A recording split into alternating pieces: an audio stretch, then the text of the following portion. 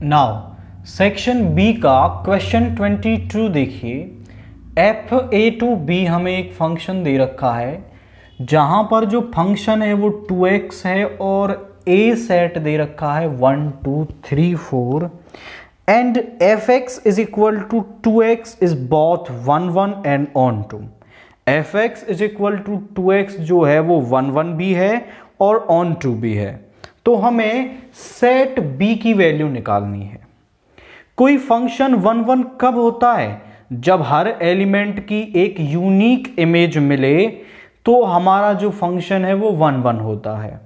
On to कब होता है? जब हर एलिमेंट की एक प्री इमेज हो वहां पर, तो हमारा फंक्शन ऑन टू होता है।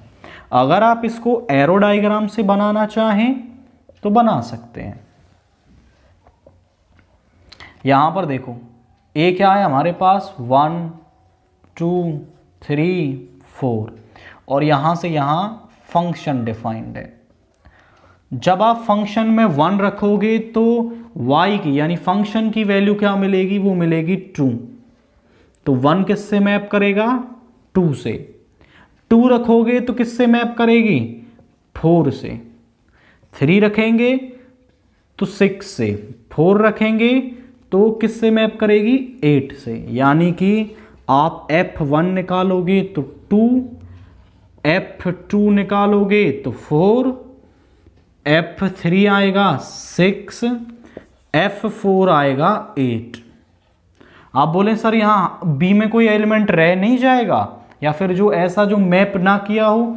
तो इसी वजह से उसने कहा था कि फंक्शन ऑन टू है, मतलब हर एलिमेंट की प्री इमेज है और फंक्शन 1 1 है। तो यहां पर कोई फंक्शन जो एलिमेंट है वो रह ही नहीं सकता है। तो इन एलिमेंट को फंक्शन में रखने से जो वैल्यूज मिली हैं उनका आप सेट बनाओगे तो वो बी सेट आपके पास होगा। So this is basically B. इसके बाद इसके और वाला जो पार्ट है वो क्या दे रखा है? Evaluate sine inverse of sine 3 pi by 4, यहां पे plus cos inverse cos 3 pi by 4 plus tan inverse 1। आप चेक करें, अगर हम यहां पर पहले इसको सॉल्व कर लेते हैं। Sign inverse sign 3 pi by 4। अब 3 पाई बाई 4 होता है हमारा 135 डिग्री।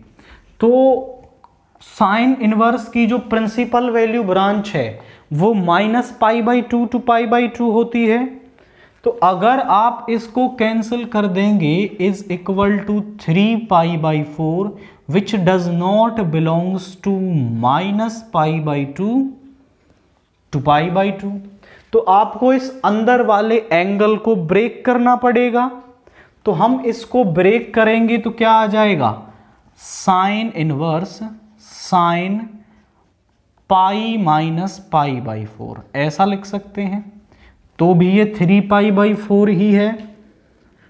पाई माइनस मतलब सेकेंड क्वाड्रेंट। सेकेंड में साइन होता है पॉजिटिव और पाई पर नो चेंज, तो ये आ जाएगा साइन इनवर्स साइन π/4। अब साइन इनवर्स से साइन कैंसिल हो जाएगा, ये आ गया π/4। इसको सॉल्व करेंगे, कॉस इनवर्स कॉस 3 π/4। तो कॉस इनवर्स से कॉस कैंसिल होगा। 3 π/4 जो है कॉस इनवर्स की प्रिंसिपल वैल्यू ब्रांच के अंदर होता है। सो 3 π/4 बिलोंग्स टू 0 टू पाई। इसको सॉल्व करेंगे, टेन इनवर्स 1। टेन 1 किस पर होता है? π/4 पर। तो टेन इनवर्स से टेन कैंसिल हो गया, यहां आ गया π/4। तो सभी की वैल्यूज निकाल ली, यहां पुट करेंगे तो वो आ जाएगा। पहली वाली वैल्यू आई है 3 π/4 आई है। First one is π/4 second one 3 pi by 4, ये आई है pi by 4, 3 pi plus 4 pi that is 5 pi by 4। तो इस पूरे एक्सप्रेशन को सॉल्व करने से वैल्यू हमारे पास 5 पाई बाई 4 आ रही है। क्वेश्चन 23 देखिए, find all the vectors of magnitude 3√3 which are collinear to the vector. हमें एक वेक्टर दे रखा है, we had a vector is equal to I cap plus J cap plus के कैप। इस वेक्टर के कोलिनियर सारे वेक्टर्स निकाल दीजिए जिनका की जो मैग्नीट्यूड है वो 3√3 हो। तो इसके लिए let v vector be the vector collinear to v vector be the vector collinear to A vector having magnitude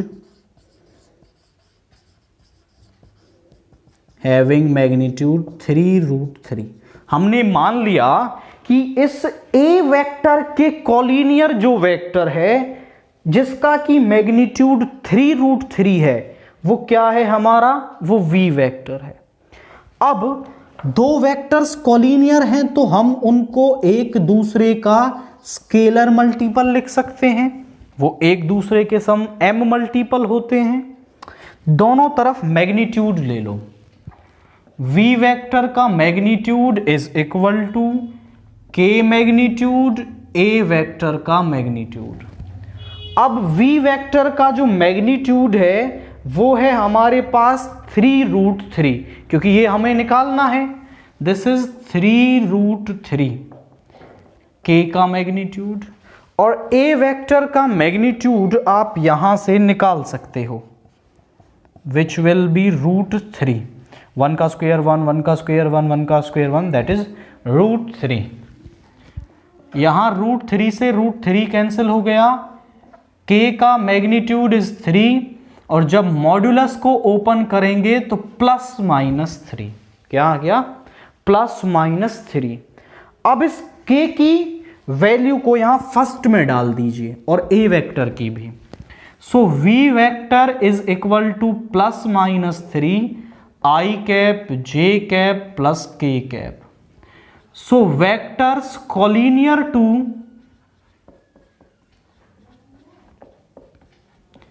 A vector are वो क्या होंगे, एक बार प्लस का symbol 3i plus 3j plus 3k and -3i minus 3j minus 3k। This is the one of the methods to find a vector collinear to the given vector of a given magnitude। एक दूसरा method भी आप इस्तेमाल कर सकते हैं। एक a vector है, इसके पैरेलल एक वेक्टर निकालने का तरीका हमारे पास क्या होता है, उसको बेसिकली हम कहते हैं a vector upon a vector का मॉड्यूलस। तो ये एक यूनिट वेक्टर मिल जाता है हमें इस वेक्टर की डायरेक्शन में या पैरेलल, फिर इसको हम उस मैग्नीट्यूड से मल्टीप्लाई कर देते हैं जिसकी हमें ज़रूरत होती है। तो इसको हम मल्टीप्लाई कर देंगे 3√3 से, और बेसिकली आपको बाहर प्लस माइनस साइन लेना है क्योंकि आपको उसकी डायरेक्शन में और उसकी अपोजिट डायरेक्शन में भी वेक्टर्स निकालने हैं, क्योंकि पैरेलल तो दोनों ही होते हैं। सो प्लस माइनस का सिंबल लेंगे तो इस मेथड से भी आप ये क्वेश्चन सॉल्व कर सकते हैं। इट्स अप टू यू, कोई भी मेथड इस्तेमाल करें, दोनों से क्वेश्चन हो जाएगा। क्वेश्चन 24 के ए वाला पार्ट देखिए। Position vector of the points A, B and C as shown in the figure below are A vector, B vector and C vector respectively। 3 points हैं जिनके की जो पोजीशन वेक्टर्स हैं, A का पोजीशन वेक्टर है A vector, B का position vector है B vector और C का पोजीशन वेक्टर है C वेक्टर। और हमारे पास एक कंडीशन दे रखी है कि AC vector is equal to 5/4 of AB vector, और वो कह रहा है express this C vector in terms of A vector and B vector. इस C वेक्टर को मुझे A वेक्टर और B वेक्टर की टर्म्स में एक्सप्रेस करना है। तो इसको एक्सप्रेस करने के लिए हम पहले तो AC वेक्टर निकालेंगे। AC वेक्टर बराबर होता है position vector of C minus position vector of A। C का पोजीशन वेक्टर है C vector minus A vector. AB का निकालेंगे position vector of B minus position vector of A। सो ये आ जाएगा B vector minus A vector. दोनों की value को first में रख दो, तो यहां से आ गया C vector minus A vector 5/4 into B vector minus A vector. Multiply कर देंगे और इस A वेक्टर को इधर ले जाएंगे। C vector is equal to 5/4 of B vector minus 5/4 of A vector, और ये इधर आके प्लस का हो गया। दोनों में से A वेक्टर कॉमन ले लेंगे, तो यहां पे आ जाएगा हमारे पास माइनस 5/4 प्लस 1, तो माइनस 5/4 प्लस 4 हो जाएगा हमारे पास minus 1/4। So this C vector is equal to 5/4 of B vector. यहाँ पे आ जाएगा minus 5 plus 4/4, that is minus 1/4 of A vector. So हमने इस C वेक्टर को A वेक्टर और B वेक्टर में एक्सप्रेस कर दिया है इस तरीके से। अब इसके बाद इसके और वाला पार्ट देखिए। Check whether the lines given by the equations and this are perpendicular to each other. हमें ये चेक करना है कि जो लाइन्स हमें दे रखी हैं वो परपेंडिकुलर हैं या नहीं हैं। तो पहले तो जो लाइन्स हमें दे रखी हैं हम उन्हें स्टैंडर्ड फॉर्म में बनाएंगे, क्योंकि यहां वो स्टैंडर्ड फॉर्म में नहीं दे रखी हैं। आप समझें, x is equal to 2 lambda plus 2, y is equal to 7 lambda plus 1 and z is equal to -3 lambda -3। ये पहली लाइन है। इसकी स्टैंडर्ड फॉर्म में बनाने के लिए सभी से लैम्डा निकाल लो। इसको इधर लाएंगे x माइनस 2, यहाँ बचा 2 लैम्डा। इसको इधर लाएंगे x minus 2/2 is equal to lambda. यहाँ से आएगा y minus 1 is equal to 7 lambda, y minus 1/7 is equal to lambda, और यहाँ से आएगा z plus 3 is equal to -3 lambda, z plus 3 upon -3 is equal to lambda. तीनों lambda के बराबर हैं तो आपस में भी बराबर होंगे। This is basically the standard form of the equation. यहां पर ये पॉइंट्स हैं जिनसे वो लाइन पास हो रही है और ये उसके डायरेक्शन रेशियोज हैं। तो यहां लिखेंगे drs ऑफ फर्स्ट, वो क्या है 2 7 -3। ये बेसिकली क्या है हमारे पास, पहली लाइन के drs हैं। अब इसी तरीके से आप दूसरी लाइन को भी स्टैंडर्ड फॉर्म में लिखेंगे। x minus mu is equal to x is equal to क्या दे रखा है, x is equal to minus mu -2, y is equal to 2 mu plus 8, z is equal to 4 mu plus 5। तो यहां से म्यू की वैल्यू निकाल लो। इधर आके x प्लस 2 -1 अपॉन में आएगा, that is mu. y minus 8 is equal to 2 mu, 2 divide में आएगा तो यहां पे बचेगा बाई 2 म्यू। z माइनस 5 ये डिवाइड में आएगा इज इक्वल टू म्यू। तो यहां से x plus 2 by -1, y minus 8 by -2, z minus 5/4, this is second.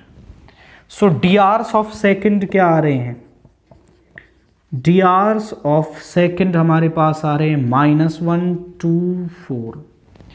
दो लाइंस के हमें डायरेक्शन रेशियोज दे रखे हों और उनके डायरेक्शन रेशियोज के प्रोडक्ट का जो सम है वो 0 आ जाता है, तो हमारी जो लाइंस हैं वो परपेंडिकुलर होती हैं। A1 A2 plus B1 B2 plus C1 C2, A1 B1 C1 ये हैं, A2 B2 C2 ये हैं।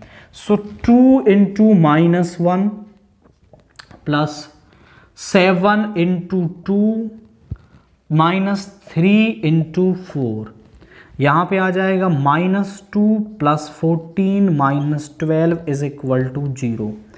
सो लाइन्स आर परपेंडिकुलर, तो हमारी जो लाइन्स हैं वो क्या होंगी, परपेंडिकुलर होंगी।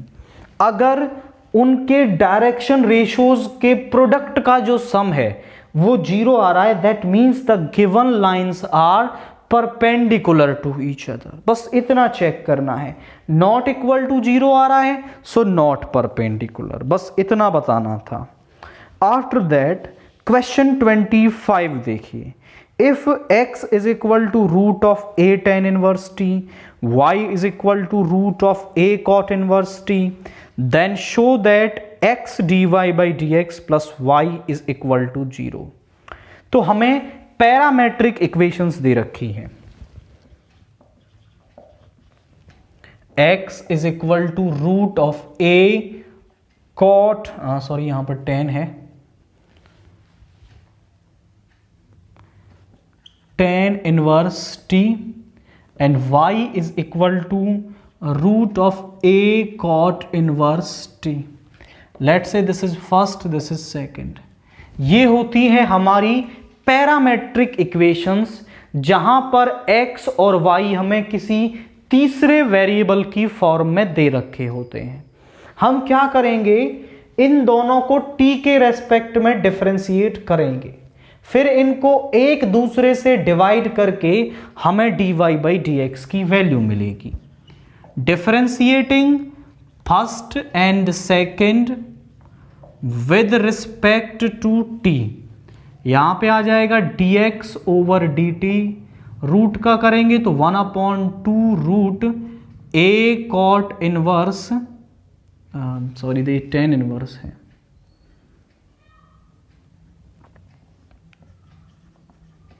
फिर a tan इनवर्स t का क्या होता है, एक बार तो ये सेम आएगा और इसका करेंगे तो आ जाएगा 1/t स्क्वायर और यहां पे आ गया log a। ऐसे ही dy by dt क्या आएगा हमारा, वो आएगा 1/2 root a cot inverse t, ax का a की पावर x होता है, cot inverse t, cot inverse t का करेंगे तो -1/1 प्लस t स्क्वायर और log a, बिकॉज a की पावर x का होता है a की पावर x log a, और इस x का भी डिफरेंशिएशन नीचे होता है बेसिकली।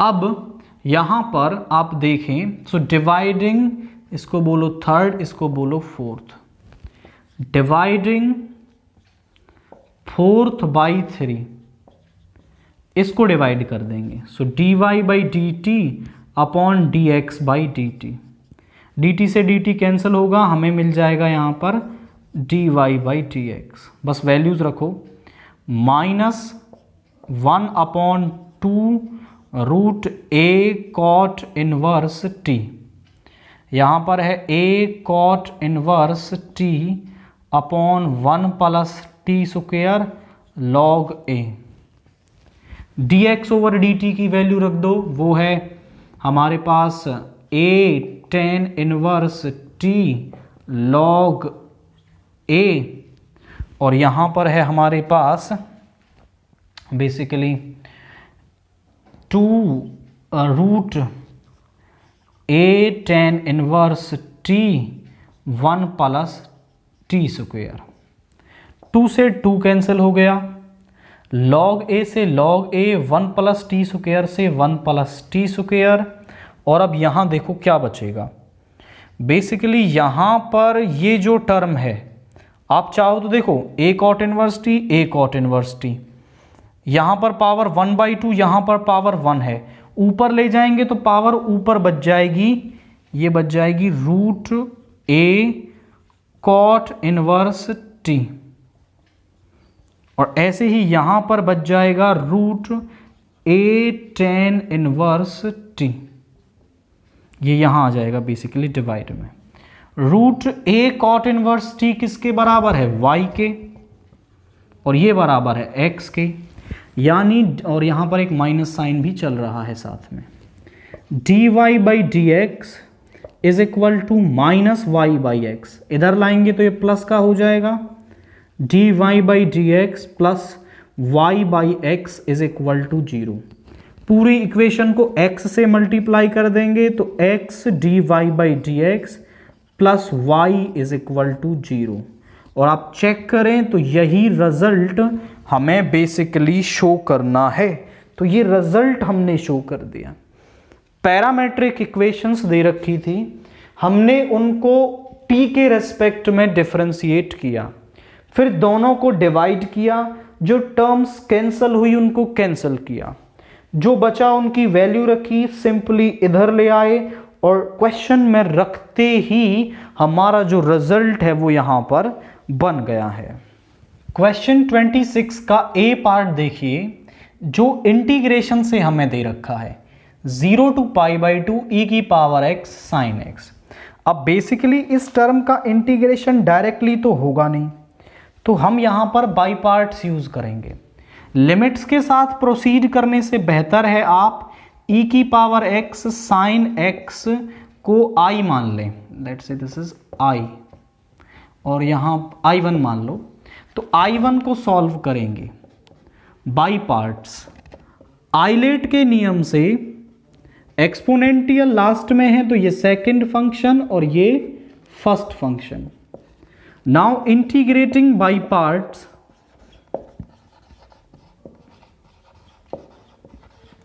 बाई पार्ट्स हम इसका इंटीग्रेशन करेंगे तो फर्स्ट फंक्शन सेम, सेकंड का इंटीग्रेशन माइनस फर्स्ट का डिफरेंशिएशन, सेकंड का इंटीग्रेशन e की पावर x का इंटीग्रेशन e की पावर x, और फिर जो टर्म मिलेगी उसका इंटीग्रेशन, e की पावर x का इंटीग्रेशन e की पावर x माइनस, यहां फिर से आइलेट लगेगा, this is second function, this is first function, first function same, second का इंटीग्रेशन माइनस फर्स्ट का डिफरेंशिएशन यानी cos x का differentiation minus sine x e की power x dx, minus sine को अंदर ले जाएंगे, साइन x e की पावर x माइनस e की पावर x का e की power x cos x e की power x minus plus plus, और ये फिर से माइनस बना देगा। आप चेक करें तो ये टर्म कुछ जानी पहचानी दिख रही है, दैट इज i1, तो इसकी जगह लिख सकते हो आप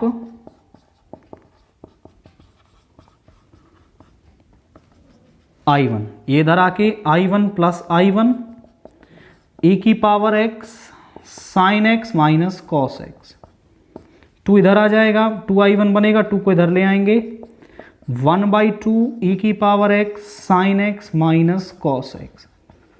इस टर्म को सॉल्व करने पर ये वैल्यू आ रही है, सो 1/2 e की power x sign x minus cos x। बस यहाँ पर लिमिट्स पुट कर देनी है अब हमें, जो दे रखी हैं 0 to π/2, π/2 रखेंगे, e की पावर π/2 साइन π/2 माइनस कॉस π/2, फिर 0 रखेंगे, माइनस 1/2 e की पावर 0 साइन 0 माइनस कॉस 0, यहां पर 1/2 e की पावर π/2 साइन π/2 होता है हमारा 1, कॉस π/2 0, माइनस 1/2, यहाँ पे e की पावर 0 1 साइन 0 0, यहाँ पे 1 माइनस का 1 आ गया, यहाँ पर है 1/2 e की पावर π/2 प्लस 1/2, 1/2 कॉमन लेंगे तो e की power π/2 plus 1, that is basically the answer of our integral. तो हमने इसको पहले बाई पार्ट से इंटीग्रेट किया है, आफ्टर दैट यहां इसमें लिमिट्स पुट कर दी हैं बस। अब इसके बाद जो क्वेश्चन है हमारा, इसके और वाला पार्ट वो भी बेसिकली इंटीग्रेशन से ही दे रखा है। क्या दे रखा है?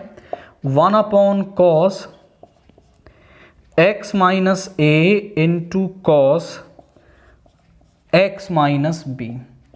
अब इसका इंटीग्रेशन कुछ अलग तरीके से हम करेंगे।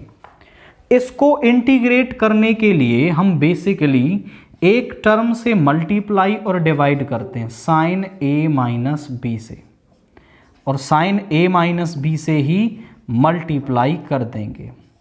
और नीचे है हमारा cos x minus a into cos x minus b dx।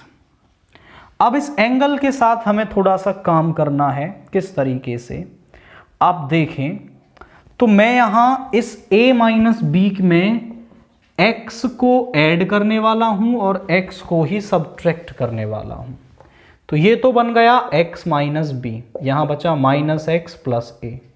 दोनों में से माइनस कॉमन ले लेंगे तो यहां बचेगा x माइनस a। तो यहां पर जब हम आप इसमें प्लस x और माइनस x कर देंगे तो आप इसे ऐसे लिख सकते हैं 1/sin a minus b into sine x minus b minus x minus a, और नीचे है cos x minus a into cos x minus b dx। ऊपर हम साइन a माइनस बी का फार्मूला लगाएंगे, सो वो हो जाएगा sine a cos b minus cos a sine b यहाँ पर, और ये साइड में 1/sin a minus B same चलता रहेगा। तो यहाँ आ गया साइन a यानी कि sine x minus b cos b, sine a cos b minus cos a sine x minus a, और डेनोमिनेटर में है हमारे पास cos x minus a into cos x minus b dx। दोनों को दोनों के अपॉन में लिखेंगे 1/sin a माइनस बी, यहाँ पे आ गया। देखो मैं डायरेक्टली कर रहा हूं, आप अगले स्टेप में लिखेंगे। जब आप इसको इसके अपॉन में लिखोगे तो cos x माइनस a से cos x minus a cancel हो जाएगा। sin x minus b upon cos x minus b is tan x minus b minus, जब इसको इसके अपॉन में लिखेंगे तो cos x माइनस बी से cos x माइनस बी, यहां पे आ जाएगा tan x minus dx। 1/sin a minus b, tan x का इंटीग्रेशन होता है log sec x यानी sec x minus b minus log sec x minus a plus c। This is the basically integration of this question।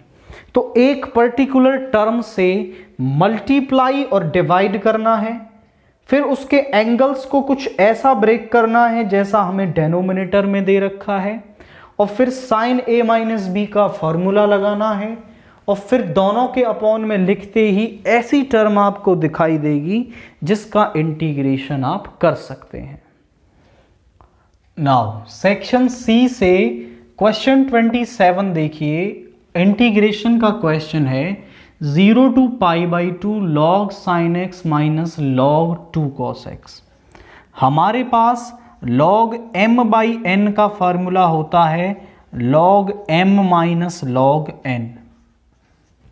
तो इसको हम ऐसा लिख सकते हैं 0 to π/2 log sin x upon 2 cos x, because log m by n होगा log m minus log n। sin x upon cos x होता है log 10x, तो यहां पे आ जाएगा 1/2 10x dx।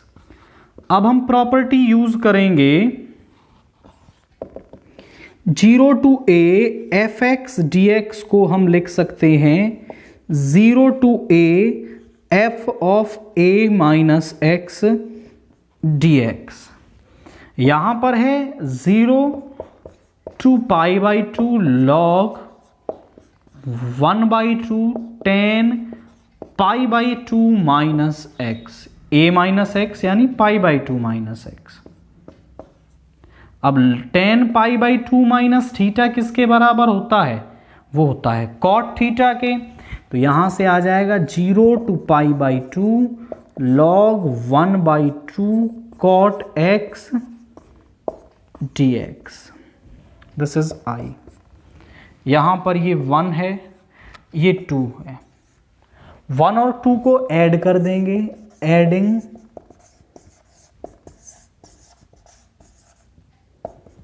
1 and 2। 1 और 2 को जब ऐड कर देंगे तो क्या होगा? I plus I is equal to 0 to pi/2। यहां पे होगा log 1/2 10x plus log 1/2 cot x dx। अब log m प्लस n का फॉर्मूला क्या होता है हमारे पास? log m प्लस n को हम लिख सकते हैं log mn 1/2 10x into 1/2 cot x dx। यहां पर हो गया 0 to pi/2 log 1/2 10x cot x को मैं लिख सकता हूं 1/10x dx। 10x से 10x कैंसिल हो गया, ये बन गया log 1/4 और log 1/4 कांस्टेंट है, उसको हम बाहर ले लेंगे। तो यहां बचा 1 का हो गया x 0 to pi/2। Limit put करेंगे, सो pi/2 माइनस 0 log 1/4। तो यहां पे आ गया pi/2 log 1/4। This is basically our 2i। 2 को इधर ले जाएंगे, i इज इक्वल टू pi/4 log 1/4।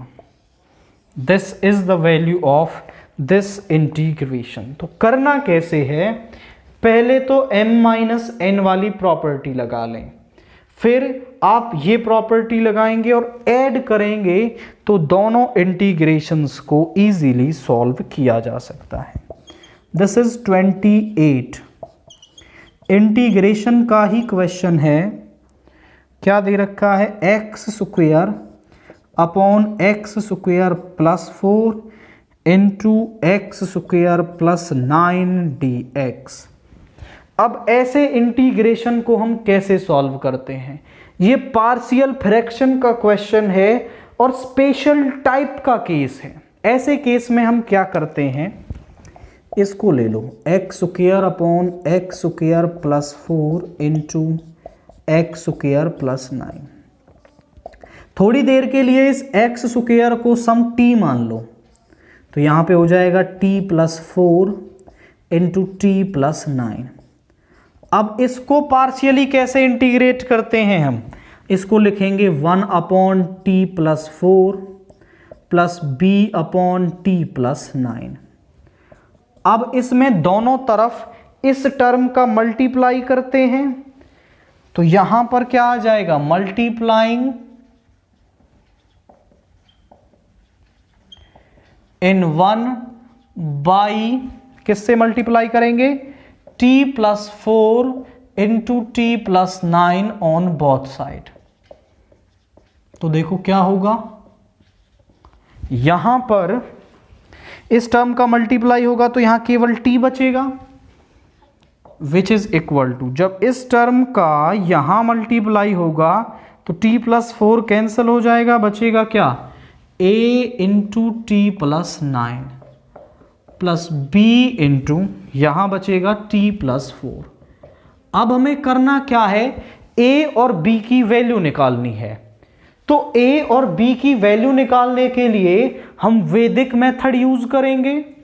एक बार तो t को रख देंगे 9, t को रख देंगे -9, -9 ये 0 हो जाएगा, यहाँ बचेगा -9 प्लस 4, यहाँ पे माइनस का 5b इज इक्वल टू -9, सो b इज इक्वल टू 9/5। एक बार हम t को रख देंगे ये 0 -4, a इंटू -4 प्लस 9, यानी 5a is equal to -4, a is equal to -4/5, this is a। अब दोनों वैल्यूज को यहां रख लो, तो इस t upon t plus 4 into T plus 9 को हम लिख सकते हैं, a की वैल्यू आई है -4/5 और यहां पर है 1 अपॉन टी प्लस 4 प्लस 9/5 और ये है हमारा 1 अपॉन टी प्लस 9। अब एक्चुअली में तो क्वेश्चन में t था नहीं, हमने x स्क्वायर को t बोला था, तो अब वापस x स्क्वायर रख दो, x square upon x square plus 4 into x square plus 9 को हम लिख सकते हैं -4/5 x square plus 4 plus 9/5 1 upon x square plus 9। इसकी वैल्यू को हम यहां रखेंगे तो क्या बन जाएगा, चेक करें, -4/5 1 अपॉन एक्स स्क्वायर प्लस 2 का square dx plus 9/5 1 upon x square plus 3 का square dx -4/5 1 upon x square plus a square का फॉर्मूला होता है 1/a tan inverse x/a plus 9/5 1/a tan inverse x/a plus c। 3 से 3 time और a यहाँ पर है 2, सो 2 से 2 time. I is equal to -2/5 tan inverse x/2 plus 3/5 tan inverse x/3 plus c। तो बेसिकली इस इंटीग्रेशन को हमने किया है यूजिंग पार्शियल फ्रैक्शन। ये एक स्पेशल टाइप का इंटीग्रेशन है। यहां पर आपको इस x स्क्वायर को y या फिर कुछ t मानकर ही करना पड़ेगा। आप डायरेक्टली भी कर सकते हो, बट कॉमन प्रैक्टिस यही है कि पार्शियल फ्रैक्शन में नीचे लीनियर टर्म्स को लिखते हैं। दैट्स वाई हमने एक्स स्क्वायर को थोड़ा t अज्यूम कर लिया, वरना तो फिर अगर नीचे आप इसको लिखोगे एक्स स्क्वायर प्लस 9 को, तो यहां पर टर्म आपको ax प्लस b टाइप की लेनी पड़ेगी, क्योंकि नीचे अगर क्वाड्रेटिक टर्म है आपकी तो ऊपर ax प्लस b टाइप का हमें पार्शियल फ्रैक्शन में लेना पड़ता है। उस एक्स्ट्रा कैलकुलेशन से बचने के लिए ही हमने इसको t माना और पार्शियली इंटीग्रेट इसको कर दिया है, और ये इस क्वेश्चन का क्या है, आंसर है। 29 के ए वाला पार्ट देखिए, find the general solution of the differential equation. हमें एक डिफरेंशियल इक्वेशन दे रखी है, वो क्या है, dy/dx -2y/x is equal to sin 1/x। अगर आप इसे ध्यान से देखें तो ये एक लीनियर डिफरेंशियल इक्वेशन है।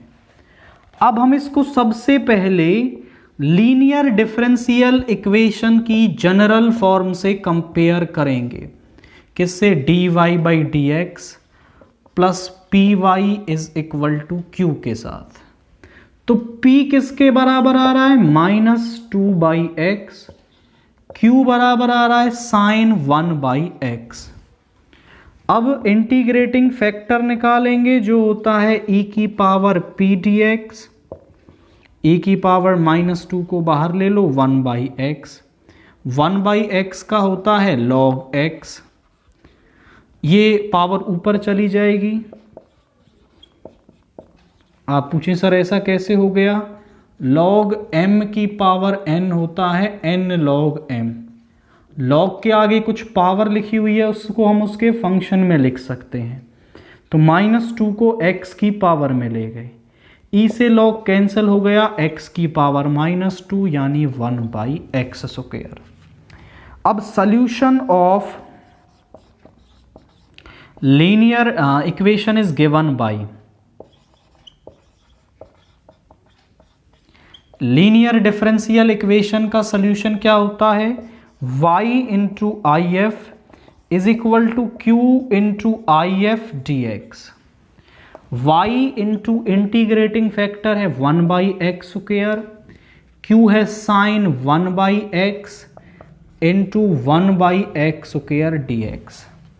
इसका इंटीग्रेशन कैसे करेंगे, आप ध्यान से देखें तो 1/x का डिफरेंशिएशन ये है, तो हम यहां पर 1/x को t पुट कर लेंगे, इसका differentiation -1/x² dx is equal to dt, minus को इधर लाएंगे तो माइनस का dt, तो ये टर्म यहां बन गई y into 1/x² sine t dt, minus का y upon x², sine t का इंटीग्रेशन होता है -cos t plus c, t किसके बराबर है 1/x² के।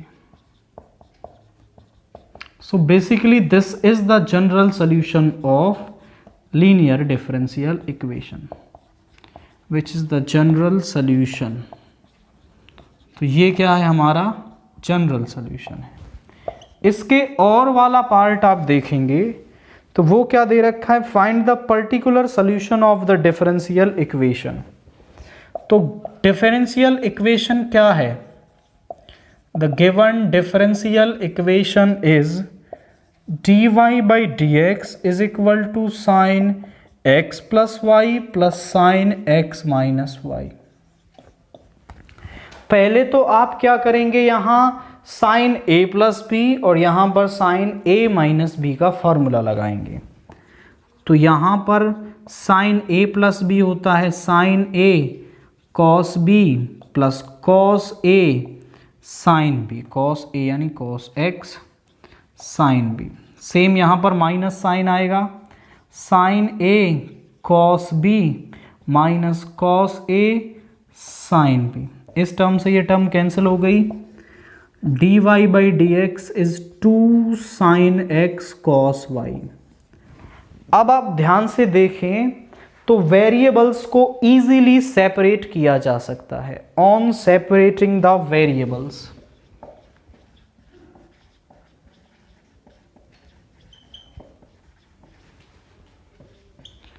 वेरिएबल्स को सेपरेट करेंगे तो क्या होगा, हमारे पास y है इधर, y वाले को इधर ले जाओ तो यहां हो जाएगा dy अपॉन कॉस वाई, यहां पर 2 sine x dx, taking integration on both side, sec y dy 2 sine x dx।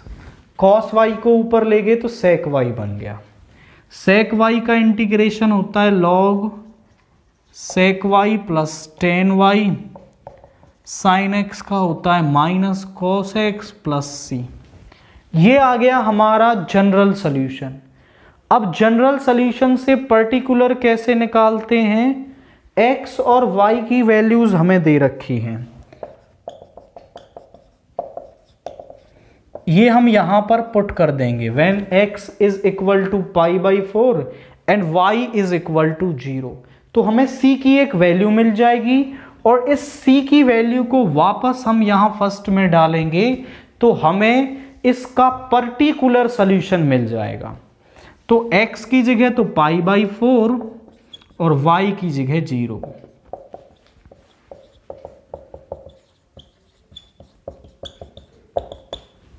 sec 0 होता है 1, tan 0 होता है 0, तो log 1 क्या हो जाएगा 0, cos π/4 होता है 1/√2, यहाँ पे बचेगा √2, log 1 हो गया 0, c माइनस √2, इस तरफ लाएंगे c इज इक्वल टू √2, इसको यहाँ पे रखेंगे log sec y plus tan y minus 2 cos x plus √2 which is the required particular solution.